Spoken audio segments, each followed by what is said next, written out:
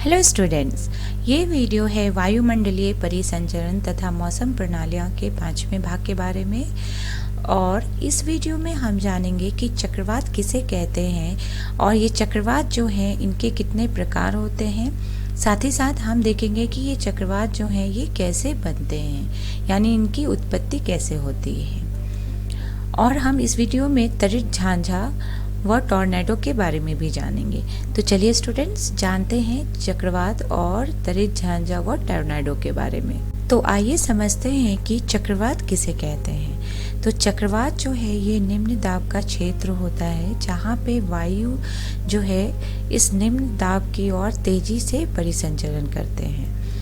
और अगर हम यहाँ पे हवाओं की दिशा की बात करें तो उत्तरी गोलार्ध में ये चक्रवात जब आता है तो यहाँ पे हवा की दिशा जो है वो घड़ी की सुई की दिशा के विपरीत होता है, जबकि दक्षिणी गोलार्ध में यही चक्रवात जो है वहाँ पे पवन की दिशा जो है वो घड़ी की सुई की दिशा के अनुरूप होती है। यानी उत्तरी गोलार्ध में जब ये चक्रवात आता है तो यहाँ पे हवा की दिशा जो है वो एंटी क्लॉकवाइज होती है, यानी घड़ी की सुई के विपरीत दिशा में होती है। जबकि दक्षिणी गोलार्ध में जब चक्रवात आता है तब वहाँ पे हवा की दिशा जो है वो क्लॉकवाइज डायरेक्शन में होता है, यानी घड़ी की सुई की दिशा के अनुरूप होता है। तो यहाँ हमने जाना कि चक्रवात किसे कहते हैं और चक्रवात में हवाओं की दिशा जो है वो कैसी होती है उत्तरी गोलार्ध में और दक्षिणी गोलार्ध में। अब हम जानेंगे कि ये चक्रवात जो हैं ये कितने प्रकार के होते हैं। तो ये 2 प्रकार के होते हैं मुख्यतः, जो है बहिरुष्ण कटिबंधीय चक्रवात जिसे हम एक्स्ट्रा ट्रॉपिकल साइक्लोन के नाम से भी जानते हैं, और दूसरे प्रकार के चक्रवात जो होते हैं वो कहलाते हैं उष्ण कटिबंधीय चक्रवात जिसे हम ट्रॉपिकल साइक्लोन के नाम से भी जानते हैं। तो यहाँ हमने देखा कि कितने प्रकार के जो है चक्रवात होते हैं। तो अब इन 2 प्रकार के चक्रवात के बारे में हम डिटेल से जानेंगे आगे वीडियो में। तो आइए पहले हम जानेंगे बहिरुष्ण कटिबंधीय चक्रवात के बारे में, यानी एक्स्ट्रा ट्रॉपिकल साइक्लोन्स के बारे में। तो ये जो चक्रवात हैं ये चक्रवाती वायु प्रणालियाँ होती हैं जो उष्ण कटिबंध से दूर मध्य या उच्च अक्षांशों पे विकसित होते हैं और उन्हें ही हम बहिरुष्ण कटिबंधीय चक्रवात कहते हैं। यानी जब ये बहिरुष्ण कटिबंधीय चक्रवात जो है ये इनका उत्पत्ति होता है उष्ण कटिबंध से दूर मध्य या उच्च अक्षांशों के बीच। और ये जब बनते हैं बहिरुष्ण कटिबंधीय चक्रवात जब बनते हैं या इनकी जब उत्पत्ति होती है तो इनके विभिन्न अवस्था होते हैं और इन अवस्था को हम 1 से 6 अवस्था के बीच में देख सकते हैं, यानी इनके विभिन्न अवस्था में इनका विकास होता है। तो इन सभी अवस्था के बारे में हम आगे जानेंगे डिटेल में कि कैसे कैसे विभिन्न अवस्था में ये बहिरुष्ण कटिबंधीय चक्रवात जो है इनका निर्माण होता है। तो यहाँ हम पहले जानेंगे कि बहिरुष्ण कटिबंधीय चक्रवात जो है वो पहले अवस्था में कैसे होते हैं। तो आरंभ में वाताग्र जो है अचर होता है, यानी यहाँ पे जो है 2 विभिन्न प्रकार की वायु राशि मिलते हैं जिसमें एक उष्ण या कोष्ण वायु राशि होती है और दूसरी वायु राशि जो है वो ठंडी वायु राशि होती है। तो इनके बीच का जो सीमा क्षेत्र होता है, यानी इनके बीच जो वाताग्र बनता है पहले वो अचर होता है। तो यहाँ जो हम बहिरुष्ण कटिबंधीय चक्रवात के बारे में समझ रहे हैं ये हम समझ रहे हैं कि उत्तरी गोलार्ध में ये कैसे बनते हैं। तो उत्तरी गोलार्ध की जब हम बात करेंगे तो ये बहिरुष्ण कटिबंधीय चक्रवात जो है उनके बीच में अचर वाताग्र बनता है प्रारंभ में, और इस वाताग्र के दक्षिण में कोष्ण और उत्तर दिशा में ठंडी हवा प्रभावित होती है। तो यहाँ हम इस चित्र के द्वारा भी समझ सकते हैं। तो इस तरह का जो बहिरुष्ण कटिबंधीय चक्रवात ये बनता है उत्तरी गोलार्ध में, जिसमें हमें दक्षिण में कोष्ण वायु और उत्तर में जो है हमें ठंडी वायु देखने को मिलता है। और इस अवस्था में इनके बीच की जो क्षेत्र होती है सीमा क्षेत्र जिसे हम वाताग्र कहते हैं वो अचर होती है, यानी स्टेशनरी होती है। तो ये है पहला अवस्था बहिरुष्ण कटिबंधीय चक्रवात के निर्माण में। अब हम देखेंगे कि दूसरे अवस्था में क्या होता है। तो जब वाताग्र के साथ वायुदाब कम हो जाता है तो कोष्ण वायु उत्तर दिशा की ओर और ठंडी हवा जो है वो दक्षिण दिशा में प्रभावित होने लगती है। तो यहाँ हम इस चित्र में देख सकते हैं कि कैसे गर्म हवा जो है या गर्म वायु राशि जो है ये ऊपर उठ रहे हैं, यानी उत्तर दिशा की ओर बह रहे हैं, जबकि ठंडी वायु या हवा जो है वो दक्षिण दिशा की ओर प्रभावित हो रहे हैं। तो ये है दूसरी अवस्था बहिरुष्ण कटिबंधीय चक्रवात का।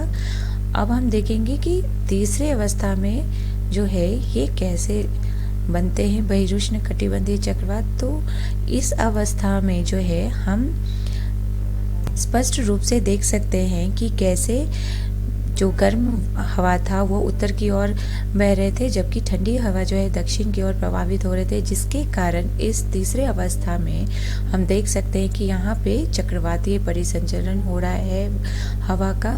और ये जो परिसंचलन हो रहा है ये घड़ी की सुई के विपरीत दिशा में हो रहा है, यानी एंटी क्लॉकवाइज डायरेक्शन में हो रहा है। तो इसी अवस्था में हम कह सकते हैं कि इस चक्रवाती प्रभाव से बहिरुष्ण कटिबंधीय चक्रवात का पूरी तरह से विकास होता है, यानी इस तीसरे अवस्था में वायु के चक्रवातीय परिसंचलन देखने को मिलता है, यानी जिसे हम साइक्लोनिक सर्कुलेशन कहते हैं। और यहाँ पे वायु की दिशा जो है ये घड़ी की सुई के विपरीत दिशा में होते हैं, क्योंकि हम यहाँ पे उत्तरी गोलार्ध के बारे में बात कर रहे हैं। अब चौथे अवस्था में जो है कोष्ण वायु आक्रामक रूप से ठंडी वायु के ऊपर चढ़ते हैं और इसी अवस्था में जो है भारी बारिश होती है, जैसा कि हम यहाँ देख सकते हैं। तो ये है चौथी अवस्था और इसमें धीरे धीरे शीत वाताग्र जो है उष्ण वाताग्र को पूरी तरह से ढक लेते हैं, क्योंकि शीत वाताग्र जो है ये तेजी से बहते हैं, जबकि उष्ण वाताग्र जो है इतनी तेजी से यहाँ पे नहीं बहते हैं, जिसके कारण शीत वाताग्र जो है उष्ण वाताग्र को पूरी तरह से ढक लेते हैं। अब यहाँ पे हम देखेंगे कि पांचवी अवस्था में क्या होता है। तो कोष्ण वायु जो है ऊपर उठ जाते हैं और इसका भूतल से कोई संपर्क नहीं रहता है, तथा इसी अवस्था में जो है अधिविष्ट वाताग्र यानी ऑक्लूडेड फ्रंट का निर्माण होता है। तो यहाँ पे हम देख सकते हैं कि कैसे कोष्ण वायु जो है इसे ठंडी वायु राशि जो है इन्हें ऊपर ढकेल देते हैं, जिसके कारण ये पूरी तरह से भूतल से संपर्क खो देते हैं और इनके बीच में यहाँ पे बनता है अधिविष्ट वाताग्र, जिसे हम ऑक्लूडेड फ्रंट कहते हैं। और छठे अवस्था में जो है चक्रवात धीरे धीरे छिन्न होते जाता है, मतलब यहाँ छठे अवस्था में जो है ये चक्रवात पूरी तरह से खत्म हो जाता है। तो इस तरह से हम लोगों ने देखा कि कैसे जो बहिरुष्ण कटिबंधीय चक्रवात है ये विभिन्न अवस्था में इनका विकास होता है और फिर धीरे धीरे जाकर ये छिन्न हो जाते हैं। आइए अब हम जानेंगे दूसरे प्रकार के चक्रवात के बारे में, जो है उष्ण कटिबंधीय चक्रवात, जिसे हम ट्रॉपिकल साइक्लोन के नाम से भी जानते हैं। तो जैसा कि इनका नाम दर्शाता है, ये जो चक्रवात है ये उष्ण कटिबंधीय क्षेत्र के महासागर सतह पे बनते हैं, यानी इनका विकास जो है उष्ण कटिबंधीय क्षेत्र के महासागर पे होता है और ये धीरे धीरे तटीय क्षेत्रों की तरफ गतिमान होते हैं। और जैसे जैसे ये तटीय क्षेत्र की ओर गतिमान होते हैं और ये धरातल पे पहुंचते हैं तो इनकी जो तीव्रता है ये धीरे धीरे खत्म होते जाती है।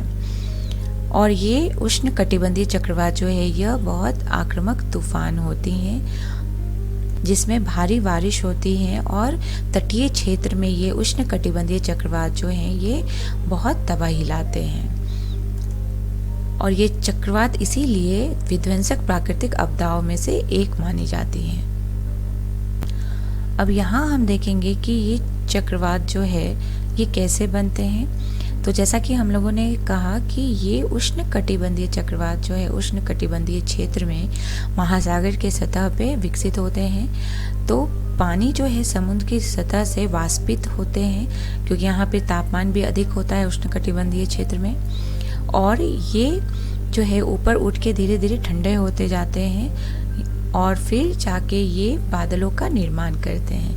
और इसे हम इस चित्र में समझेंगे। आप देख सकते हैं कि कैसे समुद्र सतह से जो पानी है वो वाष्पित हो रहे हैं और ये ऊपर उठ रहे हैं और धीरे धीरे फिर ये ऊंचाई पे जाके ठंडे हो जाते हैं और बादलों का निर्माण करते हैं। और केंद्र में निम्न दाब जो है, इनके केंद्र में निम्न दाब विकसित होता है, जैसा कि हम देख सकते हैं। और इस निम्न दाब के चारों तरफ जो है, यहाँ हम देख सकते हैं वायु का चक्रवाती परिसंचलन होता है। और जैसे जैसे ये दाब कमजोर हो जाता है, इसके आसपास की हवा की गति जो है वो और भी तीव्र हो जाती है, जैसा कि हम ये तीसरे चित्र में देख रहे हैं। तो इस तरह जो है ये 3 प्रमुख अवस्थाएं हैं, कैसे ये उष्ण कटिबंधीय चक्रवात जो है ये विकसित होते हैं महासागर की सतह पे।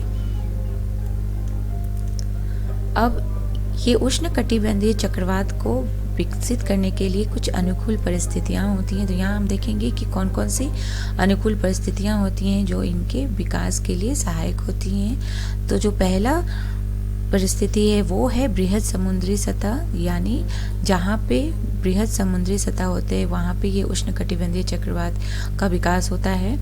दूसरा है कोरियोलिस बल का होना, और यही कोरियोलिस बल के कारण जो है पवनों का चक्रवाती परिसंचरण होता है। और तीसरा प्रमुख जो परिस्थिति है वो है ऊर्ध्वाधर पवनों की गति में अंतर कम होना। चौथा जो परिस्थिति है वो है कमजोर निम्नदाब क्षेत्र का होना और समुद्री तल तंत्र पर ऊपरी अपसरण।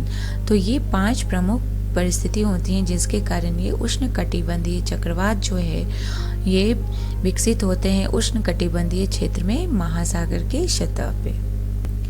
आइए अब यहाँ हम देखेंगे कि उष्ण कटिबंधीय चक्रवात जो हैं ये पूरी तरह से जब विकसित होते हैं तो ये कैसे दिखते हैं। तो एक विकसित उष्ण कटिबंधीय चक्रवात की विशेषता है कि इसके केंद्र की चारों तरफ प्रबल स्पिरल होता है, पवनों का परिसंचलन होता है, जिससे इसकी आँख कहा जाता है। यानी अगर पूरी विकसित उष्ण कटिबंधीय चक्रवात देखेंगे तो इनके केंद्र को हम कहते हैं आँख, और इस केंद्र के चारों तरफ जो है वहाँ पर स्पिरल पवनों का परिसंचलन होता है, जैसा कि हम यहाँ चित्र में भी देख सकते हैं। और इस परिसंचलन प्रणाली का व्यास जो है ये लगभग 150 से 200 किलोमीटर तक भी हो सकता है। यानी यहाँ जो वायु का स्पिरल पवनों का परिसंचलन हो रहा है इसका व्यास 150 से 200 किलोमीटर तक हो सकता है। तो यहाँ हमने जाना कि कैसे पूर्ण रूप से जब उष्ण कटिबंधीय चक्रवात विकसित हो जाता है तो उनके केंद्र में स्पिरल पवनों का परिसंचलन होता है और उसे हम कहते हैं आँख। और यहाँ पे जो पवनों का परिसंचलन होता है इनका व्यास 150 से 200 किलोमीटर तक हो सकता है। तो हम लोगों ने विस्तार से जाना 2 चक्रवातों के बारे में, जो है बहिरुष्ण उष्ण कटिबंधीय चक्रवात और उष्ण कटिबंधीय चक्रवात।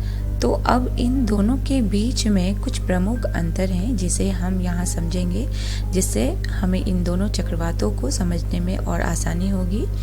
तो बहिरुष्ण कटिबंधीय चक्रवात जो है इसमें स्पष्ट वाताग्र प्रणाली होती है, यानी जैसा कि हम लोगों ने देखा कि ये विभिन्न अवस्था में विकसित होते हैं तो इनकी जो है वाताग्र वो स्पष्ट देखने को मिलती है, क्योंकि यहाँ पे ठंडी और गर्म वायु राशि के मिलने से ये बहिरुष्ण कटिबंधीय चक्रवात बनते हैं। जबकि उष्ण कटिबंधीय चक्रवात में हमें स्पष्ट वाताग्र प्रणाली नहीं देखने को मिलता है। और ये बहिरुष्ण कटिबंधीय चक्रवात जो है ये भूमि या समुद्र के ऊपर बड़े क्षेत्रों को कवर करते हैं, यानी इनका विकास जो है या तो भूमि पे या तो समुद्र पे कहीं पे भी हो सकता है। जबकि उष्ण कटिबंधीय चक्रवात जो है ये उष्ण कटिबंधीय क्षेत्र में महासागर में विकसित होते हैं और ये धीरे धीरे जो है तटीय क्षेत्र से होकर भूमि की ओर बढ़ते हैं, और जैसे ही ये भूमि पर पहुंचते हैं ये उष्ण कटिबंधीय चक्रवात जो है ये छिन्न हो जाते हैं। और ये बहिरुष्ण कटिबंधीय चक्रवात जो है ये कम विनाशकारी होते हैं, क्योंकि इसमें हवा का वेग जो है ये कम होता है। जबकि उष्णकटिबंधीय चक्रवात में जैसा कि हम लोगों ने देखा, यहाँ केंद्र की ओर जो है स्पिरल पवनों का परिसंचलन होता है और इन पवनों का वेग जो है ये बहुत अधिक होता है, इसलिए ये अधिक विध्वंसकारी होते हैं। और जब इन दो चक्रवातों की दिशा को समझेंगे तो बहिरुष्ण कटिबंधीय चक्रवात जो है पश्चिम से पूर्व की ओर चलते हैं, जबकि इसके विपरीत जो है उष्ण कटिबंधीय चक्रवात चलते हैं, यानी ये पूर्व से पश्चिम की ओर चलते हैं। तो ये जो है प्रमुख अंतर है इन दोनों चक्रवातों में। तो अब तक हम लोगों ने जाना कि चक्रवात किसे कहते हैं और दो विभिन्न प्रकार के चक्रवातों को हम लोगों ने यहाँ पे विस्तार से समझा। साथ ही साथ हमने देखा कि इन दोनों चक्रवात के बीच में क्या प्रमुख अंतर है। अब हम जानेंगे तरित झांझा, जिसे हम थंडरस्टॉर्म के नाम से भी जानते हैं। तो इस चित्र में जो हम देख रहे हैं ये तरित झांझा का चित्र है और ये होते हैं उष्ण आर्द्र दिनों में प्रबल संवहन के कारण जो है इनकी उत्पत्ति होती है। तो यहाँ हम देख सकते हैं इस चित्र में गर्म हवा जो है वो तीव्र गति से ऊपर उठते हैं, जिनके कारण जो है बादलों का निर्माण होता है और ये बादल जो है फिर ठंडे होके पृथ्वी पर ठंडी हवा और वर्षा लाते हैं। तो इस तरह जो है तरित झांझा का उत्पत्ति होता है उष्ण आर्द्र दिनों में प्रबल संवहन के द्वारा, जहाँ पे बड़े बादल बनते हैं क्योंकि गर्म हवा जो है वो तीव्र गति से ऊपर उठते हैं और ये बादल जो हैं फिर भारी बारिश और हवा लाते हैं पृथ्वी पर। तो इसे हम कहते हैं तरित झांझा। आइए अब हम जानेंगे टॉर्नेडो क्या होता है। तो भयानक तरित झांझा से कभी कभी वायु जो है आक्रामक रूप में हाथी की सूंड की तरह स्पिरल अवरोहण करते हैं, यानी सर्पिल अवरोहण करते हैं और इसे ही हम कहते हैं टॉर्नेडो। तो यहाँ हम इस चित्र में देख सकते हैं कि कैसे हाथी की सूंड की तरह जो है यहाँ पे पवनों का सर्पिल अवरोहण हो रहा है और इसे ही हम कहते हैं टॉर्नेडो। और इनके बीच में जो है यानी केंद्र में अत्यंत कम वायु दाब होता है, इसीलिए यहाँ पे हमें वायु का सर्पिल अवरोहण देखने को मिलता है और ये भयंकर विनाशकारी होते हैं, यानी टॉर्नेडो जो है ये बहुत ज़्यादा विनाशकारी होते हैं और ये कभी कभी जो है समुद्र पे भी विकसित होते हैं और इसे हम कहते हैं जल स्तंभ, यानी जब समुद्र की सतह पे ये टॉर्नेडो विकसित होते हैं तो इन्हें हम कहते हैं जल स्तंभ यानी वाटर स्पाउट्स। तो इस वीडियो में हम लोगों ने सीखा कि चक्रवात किसे कहते हैं और विभिन्न प्रकार के चक्रवात कौन कौन से होते हैं, अर्थात इनका विकास जो है ये कैसे होता है। साथ ही साथ हमने जाना तरित झांझा और टॉर्नेडो के बारे में। संदर्भ के लिए हम देख सकते हैं एनसीईआरटी बुक भौतिक भूगोल के मूल सिद्धांत। अगले वीडियो में हम देखेंगे कुछ अभ्यास प्रश्न जो इस अध्याय पे आधारित होंगे और ये अभ्यास प्रश्न जो है ये परीक्षा केंद्र बिंदु से अत्यंत महत्वपूर्ण होंगे। तब तक के लिए धन्यवाद।